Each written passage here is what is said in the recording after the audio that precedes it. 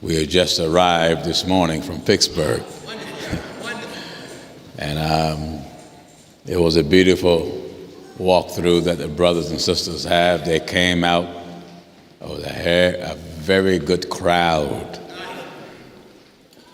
And when we got there was a older brother there sitting outside. I asked him how long was he here.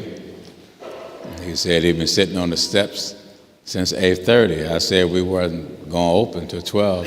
He said, I just wanted to come and sit because I couldn't believe we finally have a church here now. So that's a blessing. So we got quite a bit done and get things operating. God willing, our roofers will start working on Tuesday to get the new roof on. I don't like patchwork. Some of the brothers was telling me, well, if we just patch this area, I told them no. I don't do patching on nothing. I said, let's just strip the old thing off and put a whole new roof on. So that project will start or already have started. I want to say to the brothers and sisters of Lafayette, Louisiana, we almost finished with the new temple there. Also with Monroe, Louisiana. That temple is pretty much finished. We just have to put the pulpit furniture in and get some plants arrangement made and set a date we'll dedicate. God willing, I'll be here again next Sunday, or rather this Sunday coming, if it be the Lord's will. But I'll be just coming in from Detroit. I have to fly to Detroit and give. In fact, do we have pictures of the Detroit temple back there? Let's show them that. Looks good, doesn't it? Yeah, man, looks very good. We can see quite a bit in the Detroit temple. It's a blessing. After we left the work in Pittsburgh, I got a text message. God have blessed us. Finally, I've been longing for it. I'm trying to get everybody out of these places that we're renting. We finally made settlement yesterday on our new temple in London, England. I think Brother Skaleski may have some pictures of that also. Well, yes, there it is. So we have a beautiful temple in South London. With the help of God, I want to nail down one in Birmingham. I want to nail down one in High Wycombe. Pretty much everywhere. Why be choosy? We're just doing everywhere. To the brothers and sisters of Chicago, South Chicago. As I mentioned when I was there, that we're looking at a whole campus in Calumet, Illinois. Well, by the time my secretary went and checked it out, it was under contract, it's sold. But we're not licked yet. We haven't. I found another campus. So, God willing, my secretary will be going down there and meet with them, and as always, just FaceTime me so I can see what's going on and let me see the mechanics, heating system, electrical system, and if I'm good with everything, then we will have this campus, if God be our help, if it be the Lord's will. Some folk ask me, how do you feel if you venture out for a place and somebody else end up getting it? Well, I don't feel too much of anything, because if it's not God's will, we just won't have it. That's my attitude. And I never get so emotionally tied to brick and mortar. I'm just not cut out that way. You know, some people get tied to clothing and shoes. They can't fit them. They outgrew them. They won't give them to nobody. They just sit and looked at them and said, bring back memories. I'm taking that stuff out of my closet and can give it to those who have need. So I don't get tied to nothing. Some ask me, when we left Frankfurt Avenue, do I miss it? No. When I'm done with a thing, I'm done. And I don't look back at all. I look forward, pressing towards the mark of the high calling which is in Christ Jesus. So let me get this announcement out the way to you that is in the Virginia area. Portsmouth, 2nd anniversary, and Newport News, 19th, and Fredericksburg, 38th church anniversary will be held in Stafford, Virginia, 2135 Mountain View Road. It's ironic that it will be in Stafford, Virginia this year, because that's where we first started in the state of Virginia, was in Stafford. And believe me, that school did not exist at the time. But we'll be there, God willing, on, either I need glasses or the writing is too small.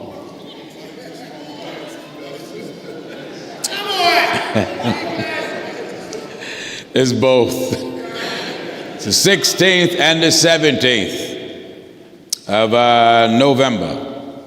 We'll be in Stafford, Virginia for the 16th and 17th. We're looking for all of our brothers and sisters throughout Virginia, all of you throughout Maryland, all of you throughout Delaware, and you that can make it from Philadelphia and other places. God willing, we hope to see you there at the Stafford, Virginia church anniversary that'll take place. Also, to my brothers and sisters of Washington, D.C., who keep sending me emails, Pastor Jennings have not forgotten about you. You don't have to think that. We baptized over 300 to 400 souls, and only been there twice, had 2 services, and the crowd is getting larger.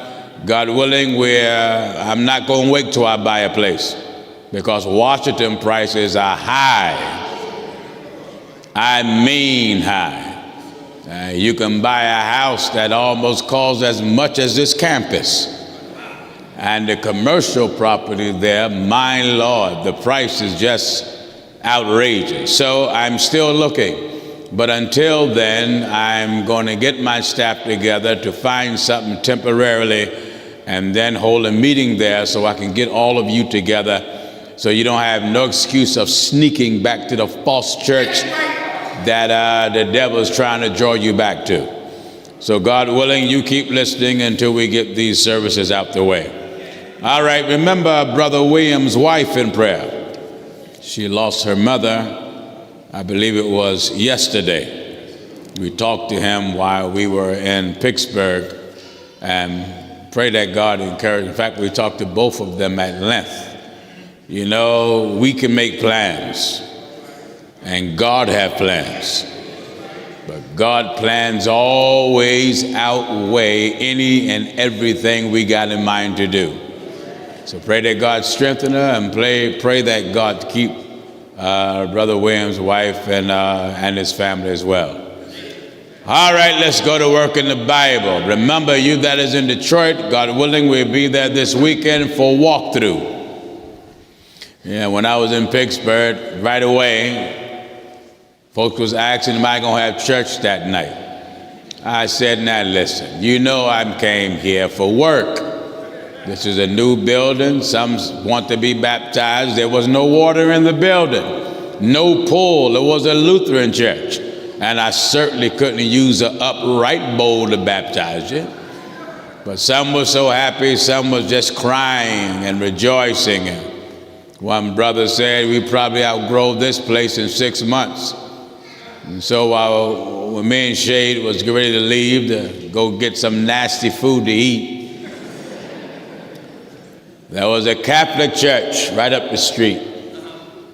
I told him, slow down, and I prayed and asked the Lord. I said, Lord, if it be your will, once they outgrow this place, reserve this whole campus for First Church. Right now, the devil have it, and they don't need it. They just don't need it. And I prayed and asked God for it, and I told Shade I just got finished talking to the Lord. Now you can go on and drive on. Let's get our nasty food. God is really blessing the church because the people are coming in every place where the word of God is being preached. And they're coming in by hundreds, and hundreds. It calls for a lot of work on us, and it's exhausting. But if God didn't put the love of the soul of the people, and I often say this, it is something that I believe many folk take for granted, or many men who say they want to be preachers don't understand. God have to put a love for the soul of people in you. If not, you may build or buy 2 or 3 little buildings and you think you're doing something and sit back. But brother, God purposed that the gospel be preached to the ends of the earth. Many of the backsliders that left the truth of God, coming back in so many different places, giving up. I was thinking of one brother who gave us a testimony in Pittsburgh. He's originally from Jamaica. He first heard of me from the gentleman that you heard me talk about, Sean Starr, who was in prison for 13 years. Pretty popular individual out down there in Jamaica. And this gentleman heard of me while he was in prison. He reached out to him. I said, "You know Mr. Starr?" He said, "Yes, I know him very well. He the one told me about you and told me I should listen." He said, I wasn't the only one he reached.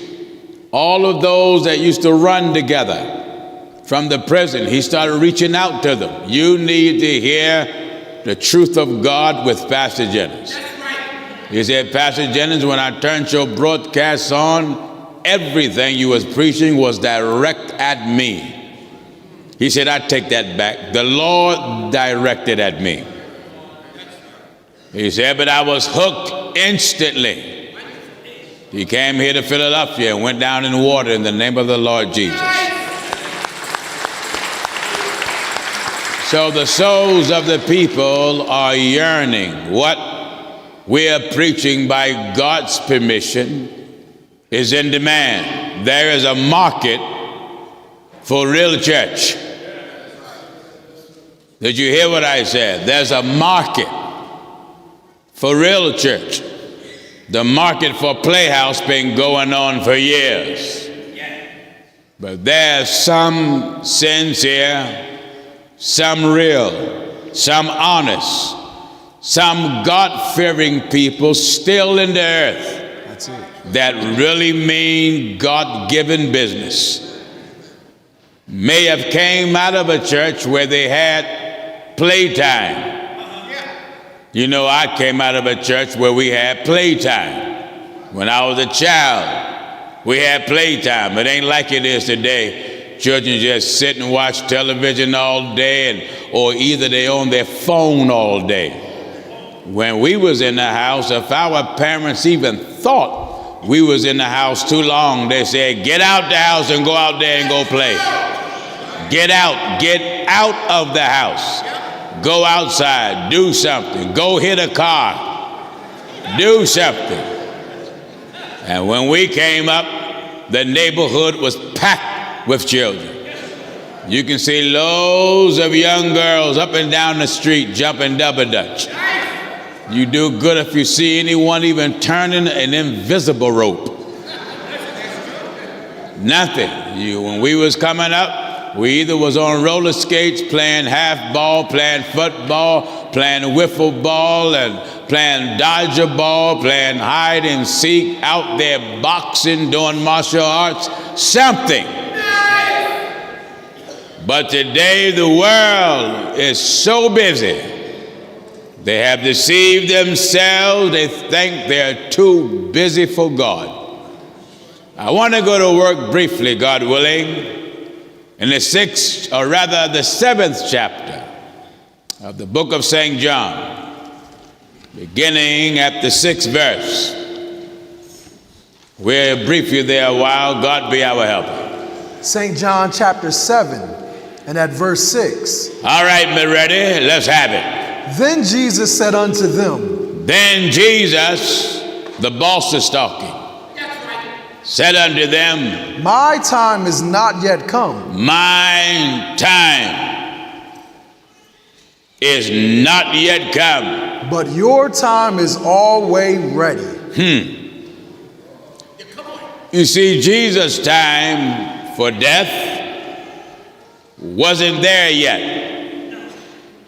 But the time for the people Always ready. is always at hand. That's why the Lord sent this message.